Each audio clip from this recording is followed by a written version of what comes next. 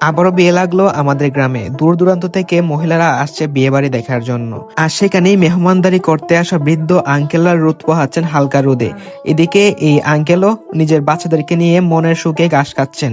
আর হ্যাঁ, আপনারা কি জানেন যে বট গাছেও ফল দেয়? তো এই হচ্ছে বট গাছের ফল। অবশ্য আমি একটা ফল পাড়তে গিয়েছিলাম, আমার হাতের মধ্যে একদম আটায় ভরে গেছে। মূলত এটা আটা খুবই পাতলা। আর 10 বছর আগে গ্রামের তুলনায় এখনের গ্রাম পুরাই চেঞ্জ হয়ে গেছে। আগের মতো এই গ্রাম নাই। দেখুন, এইরকম গাছ পেলে এক সময় আমরা কত ঢিল মারতাম বন্ধুদেরকে নিয়ে, কিন্তু আজ এই গাছগুলা একদম ভর্তি হয়ে আছে, ফলে পূর্ণ হয়ে আছে। কেউ গাছে ঢিল মারবে তো দূর থাক, এর ধারে কাছেও কেউ নাই। আর এই হচ্ছে শিয়াল মামার ঘরের রাস্তা।